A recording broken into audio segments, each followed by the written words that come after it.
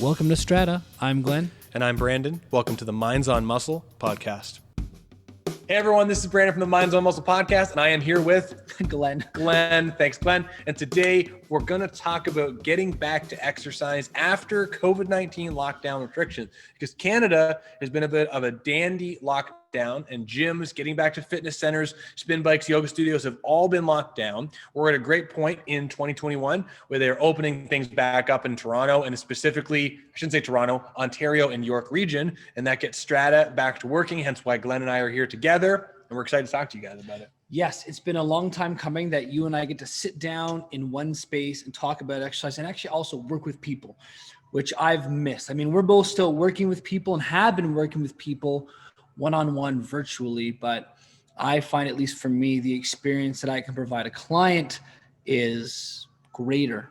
Maybe not necessarily better to an extent, but definitely greater for those who want to see me in person than online. You know what? I would have to say it's 100% different being in person. Like even yesterday, I did a full day of clients and Katie said, "How's your first day back?" And I said, honestly, it was amazing, because talking to you, I mean, for any of you who have been continuing to do Zoom calls with Glenn or I or any other trainers here at Strata, thank you for the support. And we've been really helpful. Glad that we're able to do something over nothing. But in-person work allows a level of detective work that just can't be done over Zoom. I mean, imagine going to a crime scene and trying to figure out who the murderer to a crime was by looking through a camera lens. I mean, it would be tough, especially with Zoom quality.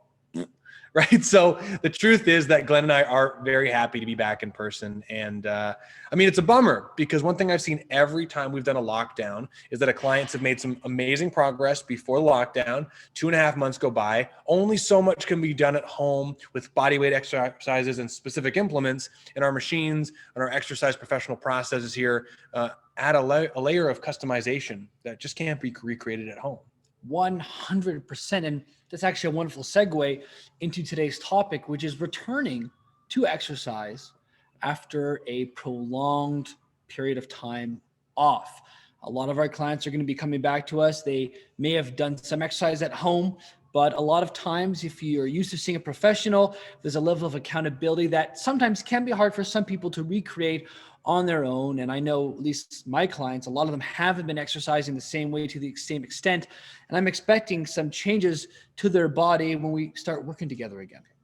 There's definitely like a neuromuscular or biomotor recalibration that happens when you're exercising a lot and then you suddenly stop. In the PAP course I teach, I actually talk about this in the short-term potentiation and long-term potentiation section, because I think it's really interesting. I mean, the question I love to ask just people, I mean, putting COVID aside, right? You're an experienced exerciser. You're going to the gym frequently, 3, 4, 5, 7 days a week, maybe, who knows? And then you go on vacation for 2 weeks with your loved one and you take 2 weeks off, right? You do the drinking, the relaxing, the beaching, and as you should, you deserve to relax. But then you come back from that time. And what happens the first day you get back to the gym? You feel weaker. The weights you lifted 2 weeks ago, heavy, feel kind of monotonous, and you almost don't enjoy it. And you're like, wait a second, why is this 100 pounds so heavy? But then you go back a day later and another day later, and all of a sudden the strength starts to come back. And it's interesting because so many of my clients after a 2.5 month hiatus will say something like, "Brandon, I think I've lost all my muscle." And in reality, that has not happened. You know what I mean? Yeah. One of the first things to go when you start taking time off away from exercising and training is the neurological connections and the strength of them. I mean, the reason why Olympic weightlifters, these people who do like snatch and clean and jerk with hundreds of kilos, the reason they train those lifts every day isn't because they think they're going to improve them necessarily every day, but because the technique goes in under 24 hours for very complex movements. Now, a lot of the stuff that you're going to be doing in the gym or that we do with our clients might not be the most complex. However, it still it is the most complex. Let's be serious. But on a real serious note, just because it isn't maybe the most complex stuff doesn't mean that you're not going to start losing some of those neurological connections. I mean, the body is hugely plastic for a reason. And that's so it can adapt to whatever circumstance you're under and whatever you're going through. And there is some truth to the old phrase, if you don't use it, you will lose it. You know, I think this is a silly analogy, but if you think about getting into a car and driving as fast as you possibly can. If you're someone who drives often, and I said, get to the highway, floor it, go to 140 and see how it feels. If you've been driving every single day and you go on the freeway often, the comfort level that you would have consciously to go that fast would be very comfortable. Now imagine you had not driven for 3 or 4 months for whatever reason. And I said, go as fast as you can right away. There's going to be this relearning curve that you would have to do to feel comfortable to drive that fast.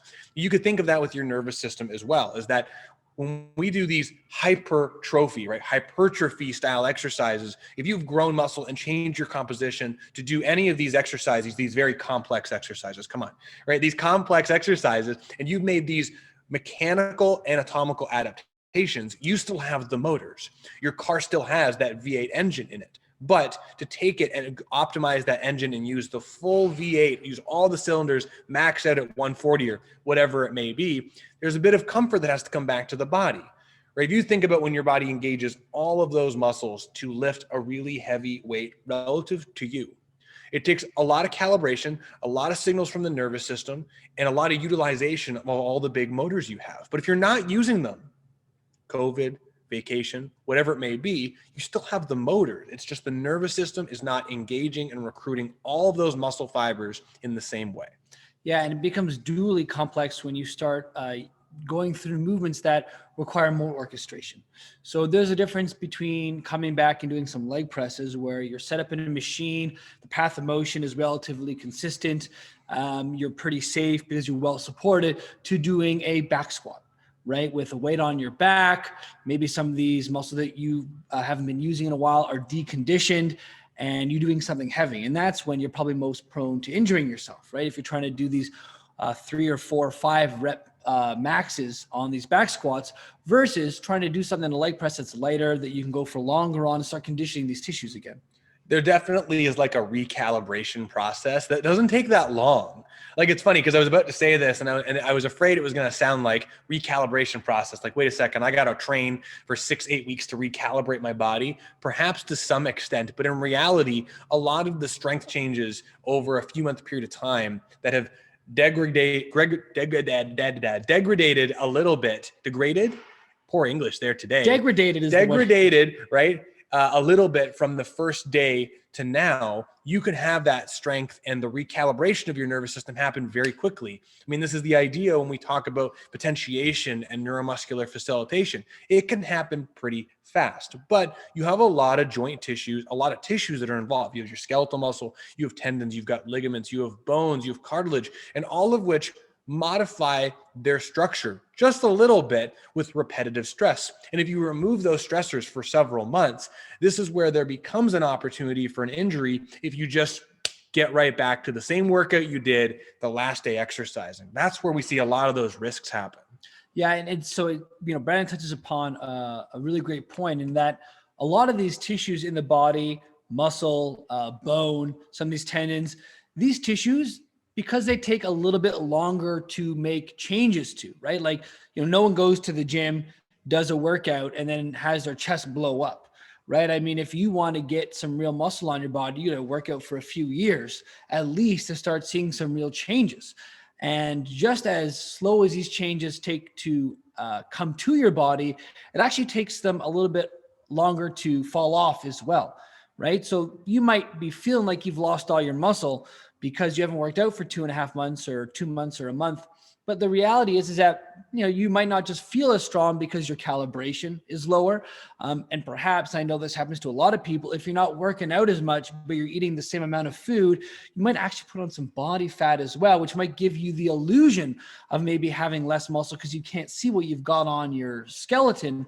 But the reality is you're probably not losing that much muscle, probably not losing that much bone, probably not losing that much tendon thickness over the course of a couple of months. Now, you take more time off, or your body's in some sort of disease state where your muscles are being, I'm going to use the term very lately, eaten more or degrading more. That's a bit of a different story. But most people, if you're taking a couple of months off, not going to lose that much muscle, not going to lose that much skeleton unless you are completely sedentary. And I mean like lying in a bed, not moving at all. But for most people, if you're moving around a couple hours a day, you're not going to lose some of that stuff too quickly. Another part, right? Glenn nailed some big things there, right? Your muscles may not have necessarily shrunk, but you may have accidentally grown some body fat, which could be covering that up. What was the other point that you said? I'm not sure. I think I made a couple points there. I was talking about muscle tissue, tendons, bones, being sedentary. Does that ring any bells? Yeah, no, it doesn't. But in Okay. any event, the one thing that he didn't bring up, which is another part of it too, which comes up, is what does your body do with carbohydrates? Well, it breaks it down to glucose and glycogen and stores it in your muscles. So it is possible that you could look less muscular and less vascular, not because your muscles are a different composition of muscle. It could be there's less storage of food in those muscles. You said breakdown, eating your muscles, right? So it's not that your muscles are shrinking, but they are technically a little smaller because there's less stuff inside it. Think of it like a water balloon where there's less water inside. There's less energy stored inside that muscle. So if there's less materials inside that muscle, it's going to be a little less small. So here's the great thing. If you can strategically get back to exercising in an appropriately dosed manner, which we're going to talk about right now, those muscles will start calling on those carbohydrate storages and go, I know what to do with this. We're going to store some food here. It's going to get your nervous system. It's going to increase the frequency of those muscles a little bit. It's going to hopefully help with some body fat along the way. And that's where you'll start noticing some strength changes from the neuromuscular side and then composition changes from the more mechano-transduction of the sugar to sugar to glycogen to energy storage. Yeah. So, everybody's different. And the return to exercise for somebody who is 21, who's had a couple months off versus somebody who is 70, who's had a couple months off could be very different. And we're not even factoring in previous activity levels. We're not factoring in dietary situations. We're not factoring in their injury or health history. I mean, you really have to look at yourself as an N=1 subject in a study of I'm returning to the gym and what does that look like? However, when you are returning to the gym, we can look at a couple different things. And for me, one of the first things that comes up is I'm probably not going to be doing the same amount of volume, right? The same amount of sets and reps that I was before, or at the same amount of intensity, right? I'm not going to be working as closer to failure when I am lifting weights, and I'm certainly not going to be lifting as heavy as I did before. Completely agree. One of my favorite things to suggest to almost all people, this is definitely more of a blanket suggestion, would be we already know that your body can perform if you've been exercising regularly. What we're trying to do is recalibrate your metabolism and your nervous system to be prepared for what you want to do. So what a great thing you could do is, and I hate saying this, don't worry about being too creative the first week. What we really want to do is try and stimulate all the motors that you're going to be working. We want to try to do it in a manner at a lower intensity, like Glenn said. We have to remember that the goal is we're trying to increase the preparedness of those muscles. So when you start resuming higher challenge exercise, you can be prepared for that. We don't want to get too sore. So what you could easily do for someone like myself is I will exercise pretty much the exact same style, small variations, full body workout, 3, maybe 4 times in a week, but every other day. So let's say 3 times, Monday, Wednesday, Friday, Sunday, 4 times. And bring the volume down to 50 or 60% and just stimulate all that tissue. Now, in some cases, you could go really heavy, but perhaps you have a 6 rep max, do 1 or 2. And it's just going to potentiate the muscles in the joint system. So it gets loaded that way, but you stay far away from fatigue just to get all of the cylinders of the V8 engine fired up and prepared, potentiated, start storing food there. This creates a nice foundation to start preparing you for when you get back to higher challenge, regular programmed activity to grow and make some nice changes. Yeah, you don't want to be using an emotional approach for this. And I know a lot of people who are going to be going back to the gym want to just get back to where they were before. Same weights, same maxes, same volume, same intensity, all that kind of stuff. Because there's this emotional need just to not feel like there's lack in our lives or to feel like we failed ourselves because we took time off during the break or whatever that is for you. Devoid of all that emotion, look at this logically. Nowhere in history, no matter what you're looking at, whether it is a business or the human body or relationship, do things ever go back to the way they were after a period or time off? You always have to be investing intelligently in creating what you want, especially when it comes to a system like the human body, which can be, not for everybody, but can be more fragile after a period off. Consistency, as we've talked about, is a really big part of this whole thing. And it's really tough when we have these months of interruption that are outside of our control. So doing as much as you can at home when applicable and when appropriate goes a long way, but sometimes it's not the case. Glenn and I have talked about this thing called the Goldilocks Zone, right? And if you remember Porridge and the Three Bears, and you think about Earth being in this wonderful habitable zone, if we're too close to the sun, we're going to burn up. We're too far away, we're going to freeze, right? For our bodies, there is this Goldilocks zone where there's an amount of activity that we can do. And if you do too much, you are going to lead to some injury on the physics on your body continuum. Really easy example is if you were in a car accident, the amount of physics on your body is way too much, way too fast. There's no progression of any means, and that's where trauma happens. So if you do an exercise-induced injury, you absolutely have done too much, which leads to a muscle strain, joint damage, whatever. On the other end of the continuum, if you do too little, you're going to start atrophying and shrinking. And so for all of us, and especially as we get older, the bar of what we have to do to maintain of our body, we have to do a little more and a little more to maintain what we have. For Glenn and I, we don't have to do as much, but if we are completely sedentary, we'll start losing muscle, bone density, and all that. So there's this Goldilocks zone in the middle that's absolutely imperative for us to challenge to at least maintain our body, let alone make progression. The challenge is when there's been a large bout of inactivity, and all these things we've talked about are lower. There's less food storage, less nervous system attention, less bone density, whatever it may be, depending on the length of time, your Goldilocks zone window is a little smaller. And so all that means is that if you were to go back to the same level of activity immediately, the opportunity for something to get injured, strained, poked, or irritated is a lot higher. So the whole goal of this recalibration process is to open up your Goldilocks zone so you can at least get back to some of what you're doing. Like Glenn said, especially if you're over the age of 30, which Glenn and I, of course, are not over the age of 30, but especially if you're over the age of 30, your body is trying to slowly, I don't want to say break down, but it's not recovering as fast. And so a 3-month hiatus makes some big changes on our body. So we might not be returning with the exact same thing, but we can take the same micro progression steps to start opening up that Goldilocks window and get us back to doing something that'll improve our quality of life and give us the adaptations that we want. And some of your joints might actually have smaller Goldilocks zones than other ones. An example of this might be like that squatting again. So you might have actually been working out at home this entire time. Maybe you got some dumbbells and some weights, you're doing some lunges, some presses and some rows, and you're saying to yourself, I have been doing all these exercises. I've been keeping my volume intensity. I've still been going after it. And I think I can tolerate all the stuff at the gym that I was doing before. But maybe you were doing back squats at the gym before, but because you don't have a barbell at home, and you have the space for a squat rack, you haven't been doing barbell back squats. Well, that compression of the barbell on your spine, that calibration, those positions, that has still gone down. So just because you might not have lost any muscle on your body and you've been working a lot of your joints doesn't mean that some of them aren't going to be a little bit weaker, especially in certain positions. So even if you're someone who's been staying healthy and fit at home and your Goldilocks zones for most of your joints are pretty big and you've got a lot of wiggle room, some of these joints, some of these positions might have a really small Goldilocks zone, right? Think about it like a weakest link in a chain. All these chain links might be super strong, but that one really small weak link in the chain, and you put it under just the wrong stress, that could be the breakage for you that puts you out and has you injured. So you have to consider some of these other positional calibrations as well. And like Glenn said, right, just the right amount of stress.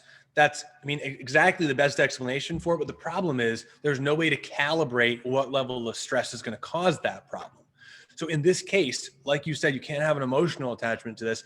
Taking a strategic, appropriate progression with lower force to recalibrate your body is going to be a safe, because we don't know what that breaking point is. It's really tough. So it's really interesting. But the nice thing is you do have all these wonderful numbers of things you did before. If you've got an exercise professional you've been working with, they keep diligent notes like we do.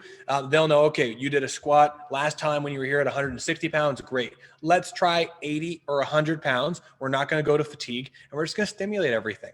There's this whole delayed onset muscle soreness or lactic acid thing. You've experienced it, right? If you've been exercising and you finish a workout a day or two later and you get that tremendous soreness in those muscles, especially in the legs, right? You got to do the porcelain drop. You got to go to the bathroom. You can't even squat. You just got to drop down.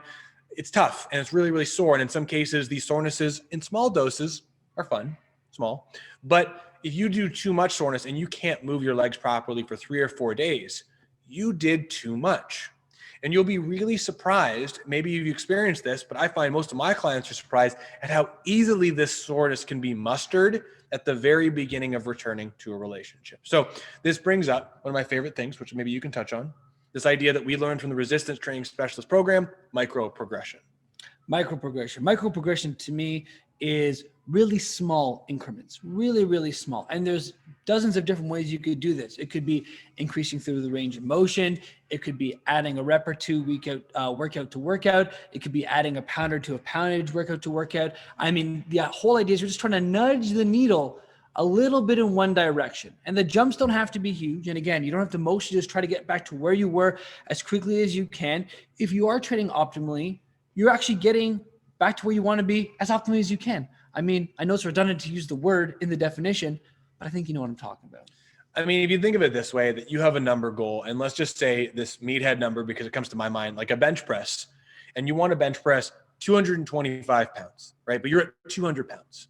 And you go, you know what? I'm going to put a half pound on this barbell each week. So a quarter pound on each side, and I'm going to progress it by a half pound each week. After 50 weeks, if you've done it appropriately and you haven't beaten yourself up, it is likely that you'll be at that 225 pound mark, because that half pound progression is such a small amount that you can strategically smoothly get there after 50 weeks. Sure, that's almost a year. But if you do a huge jump and you go from 200 pounds to 220 and you put the 10-pound plates on because they're the smallest plate that has some cool look to it, you're going to blow past what your body can currently do. And it just increases the opportunity for risk. So this idea of micro progressions is so much less risky and so much more benefit long-term that your joints can prepare for the stress, your muscles can prepare. English today. We're just open. So I'm just kind of a little bit crazy with all the things I've been doing. So pardon my stammers.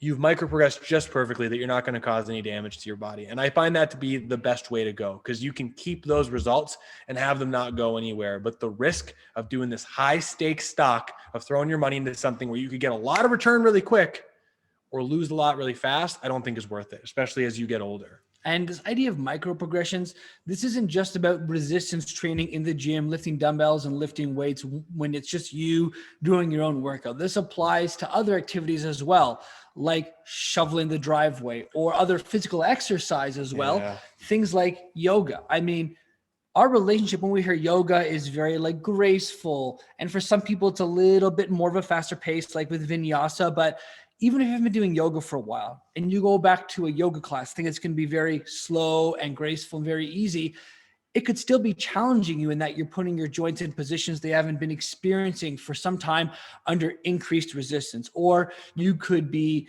still doing more volume in isometrics than you were before. This could still, if you do it too much or too aggressively, could cause you injury. Now, is it as likely in yoga as in resistance training, just because of the nature of how heavy the resistance can be? Likely not. However, it doesn't mean it's something that you shouldn't be thinking, or doesn't mean it's something that you ought not be thinking of. Additionally, if you're really into group classes like F45 or CrossFit or something like that, you have to pay real close attention to your own efforts and to how much volume you're doing, because you are being prescribed a general activity for a large group of people that might not be taking your unique history and where you're at into account.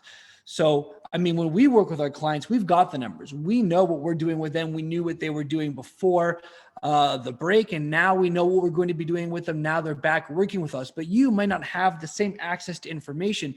So you really got to be paying attention to your body and really be noting how hard you're pressing it. Because I will tell you, the people that I know to get the most sore and the most injurious are the ones that are going to group classes and are jumping right back into it after taking months off. And this isn't just like, you know, we're talking COVID break right now, which is why we're discussing this and why it's fresh in our minds. But this really goes for anyone who's just like, I want to get into exercise now. And they go to their first exercise class and gosh knows how long. You got to be thinking about this stuff. Time is a big, important variable amongst all of this right now. What we're talking about is the time away from exercise. But as you're getting back to this, no matter what you're doing, and this is where personally, and I think Glenn's saying this too, I'd be really reluctant to recommend a group exercise form, because it's hard to recalibrate and focus on just yourself when many other people are doing lots of things. Fortunately, group exercise is not happening at a high capacity right now because of COVID. So you can focus on yourself. Time is a big variable, because if you used to exercise for 60 minutes before before the lockdown, you could either do a couple things, right? You could do the same rest periods, but decrease the number of sets. So your workout's only 30 minutes long. Because honestly, the amount of stimulus that's going to be required to make the changes that you're looking for to get back to where you want, very small. You're not going to need to do that much. Small dosing more frequently will go a long way at the very beginning. One thing you could do as well is you could take a very power lifter-esque approach where you take longer rests in between. So instead of doing your 45-second to 60-second rest, if that's what you do, you could do, okay, I'm going to do a set, maybe 60 to 80% of what I did before, but I'm going to rest for 3 minutes, 4 minutes, 5 minutes. Give yourself ample rest in between. Time is such an amazing variable that I don't think too many folks think of. The time of each set, the time of each rep, the time in between sets, the time in between reps, like all of this are very cool things. So play with the time variable. I think it's a really fun thing.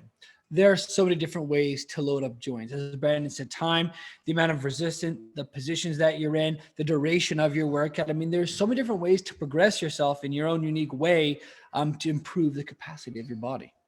Cool, man. Was there anything else you want to touch on with this? I don't think there is. I mean, my summary of thoughts, and I know this is going to sound extremely, redundant or maybe even so broad, but is you really don't have to do as much as you think you have to the first few sessions back at the gym. Really just pay attention and be aware of what you're doing.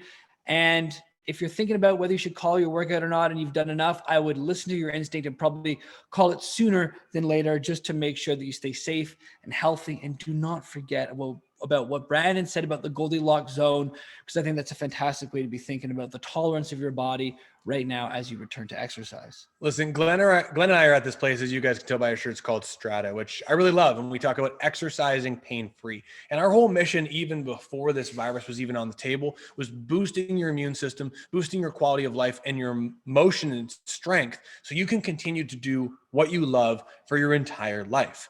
And I stand by that because even more so now, the World Health Organization and many other studies have been put out there that resistance exercise and strengthening your body will only boost the quality of your immune system. So even if you're scared of this virus, which is a very real thing, the stronger and more resilient you can make your body to all things, the better prepared you're going to be for all things. Doesn't mean you're not going to get it, but it means that if something like that happens, you got a better chance and it helps to prepare you. So if you can get back to exercise in whatever means and you can progress your body by whatever means necessary and available to you, do it. It makes a huge change, and Glenn and I are huge advocates. And if you're feeling concerned or confused about what you should do, give us a call, especially if you're in the New York region area. We'd love to talk to you and see if we can talk to you about what we do, see if we can give you some guidance. I love it, Brandon. And I have one last question for you, Brandon. What's your pick of the week? So my pick of the week is actually a story, and I'm really excited about this one. So I've been really interested in talking more about business and learning more about business practices and trying to help trainers and exercise professionals grow their career. And I got some cool stuff that everyone here knows about, but some things that are going to be coming that I'm really excited about. But more importantly, I've mentioned in previous episodes, I've been writing a drum book for a little while, and I just finished the rough draft, and I'm just submitting it to have some publishers look at it. What I was trying to do 6 or 7 weeks ago is I've got an interface for recording that I plug all my microphones in, that takes all my microphones from my drum set and puts it into my computer so I can mess around with it in a DAW. And I'm hoping we could use it for this podcast at one point in the future. This particular product, for whatever reason, was obsolete based off of software. And I didn't know this. So I reached out to the technical support and said, hey, what can you do for me? And honestly, this company, which I'll remain nameless for right now, really took me for a loop. Their customer service, it was a month of spaced questions and answers. I didn't get any information. And after a month, they said it was solved and they stopped emailing me. And I was furious. I'm sure you've all experienced this with other technology companies. It's not an uncommon experience to have. So I unemotionally, but very objectively, posted my response on some of their social medias and said, honestly, I'm bummed by this experience. I love this company. I have this very expensive piece of tech, and it has been a long time that I've had it, and I can't use it now. It's just a brick, and here's the experience I had. So their upper management of their company actually called me, and they were unaware of how their customer service was being portrayed at the entry level, and they apologized. They said, I am so sorry. We're going to work to correct this. What can we do to make it better? And I said, honestly, I just need a unit that works so I can get back to doing what I love. I need an 8-channel so I can record some drums and hopefully record this podcast. And so this company went out of their way and personally sent me one of these units for free to replace the other one. Now, I'm not here to talk about the unit I got for free because I'm just blown away that happened. But my pick of the week is awesome customer service in businesses that might not otherwise do it. Customer service is the most important thing, and customer experience, as we've talked about, imperative. And I was literally on the fence of trying to order a new unit, a crummier quality unit, just to get out of this company's ecosystem and move into another one so I could work on my drum book and prepare for this podcast better. But this company called me and honestly saved that experience. And I'm back in their ecosystem, and they're asking me what I think could be done to improve their quality of experience. So I'm blown away because in this world, I am no one but customer service. Wow. So yeah, that's my pick of the week and my story of the week, if you will.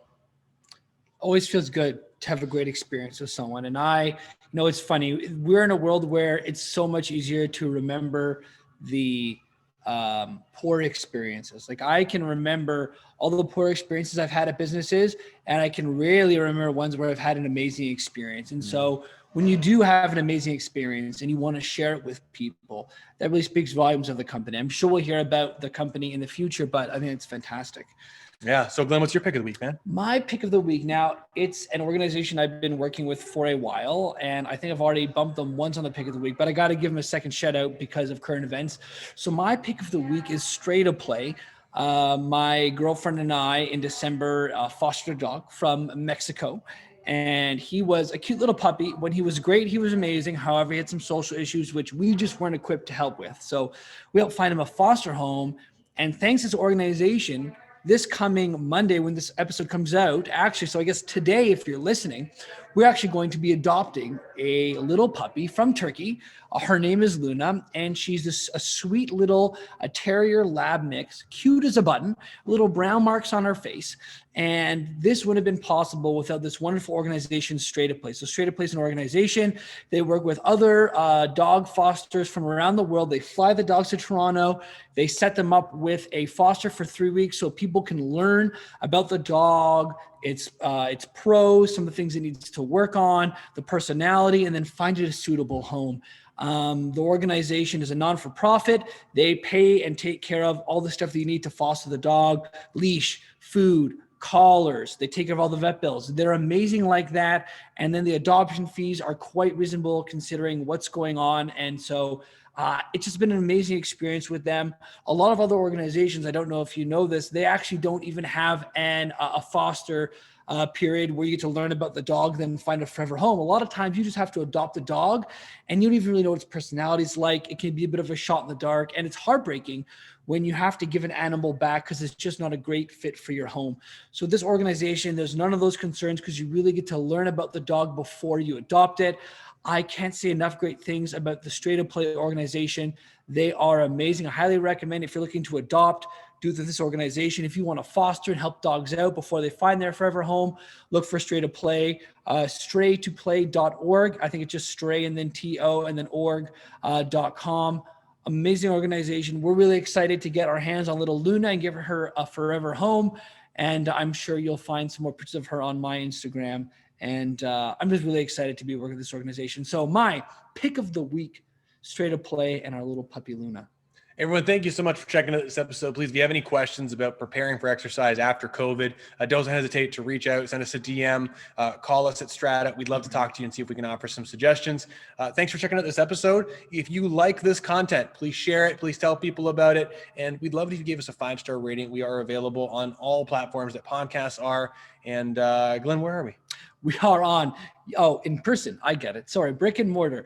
We are in Newmarket, just north of Leslie and Davis Drive. We are open. Fantastic. We are open. We're very excited. A lot of us are already busy, but we do have a couple openings for new clients. So if you are someone who wants to move and exercise pain-free and get back to doing all the stuff that you love, give us a shout. Look us up on the Google search machine, Strata Internal Performance. We will be one of the first that pops up there, and we hope to see you in person sometime soon. Awesome, everybody. Thanks for checking out this episode. We'll talk to you real soon. Have a lovely day, everyone.